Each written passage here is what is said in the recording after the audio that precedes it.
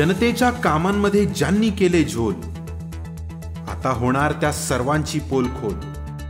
चला सोबत मिळून करूया भ्रष्ट प्रशासनावर हल्ला बोल।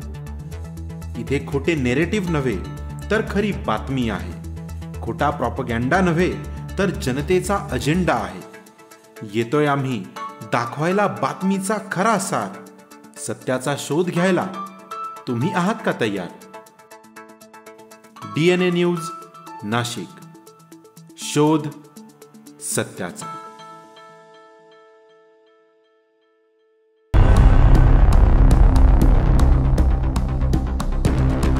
नाशिक शहरामध्ये उच्चभ्रू वस्ती म्हणून ओळखल्या जाणाऱ्या कॉलेज रोड, गंगापूर रोड आणि कॅनडा कॉर्नर परिसरामध्ये नुकतीच महापालिका प्रशासनाकडून अतिक्रमण हटाव मोहीम राबविण्यात आली।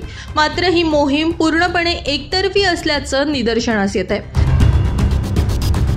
कॅनडा कॉर्नर, गंगापूर रोड आणि कॉलेज रोड परिसरातील सर्वसामान्यांच्या अतिक्रमणावर अतिक्रमण विभागानं हातोडा चालवला।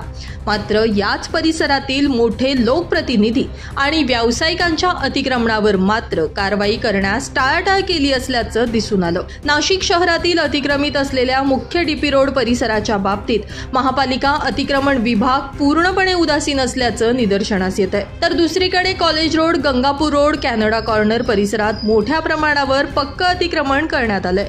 मात्र हे अतिक्रमण पूर्ण होत असताना नगर रचना विभाग आणि अतिक्रमण विभाग कुंभकर्णाची झोप घेत होतं का, असा प्रश्न यामुळे उपस्थित झालाय।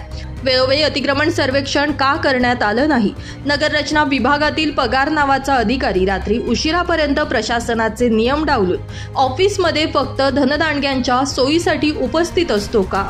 महापालिका प्रशासन आता सत्तेतील नगरसेवक आणि पदाधिकाऱ्यांच्या अतिक्रमणावर कार्यवाही करणार का?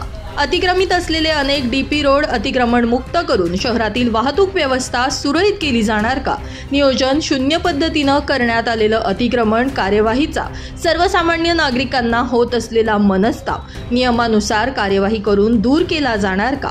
बकाल होत असलेला कॉलेज रोड, गंगापूर रोड आणि कॅनडा कॉर्नर परिसर तसेच शहरातील इतर मुख्य परिसर पुन्हा एकदा मोकळा श्वास घेणार का? यांसारखे अनेक प्रश्न आता उपस्थित झाले असून महापालिका प्रशासन आणि अतिक्रमण विभाग या प्रकरणी पुढे काय कार्यवाही करणार हे बघणं आता यामुळे महत्त्वाचं ठरणार आहे। Bureau report, DNA Nashik news, Nashik.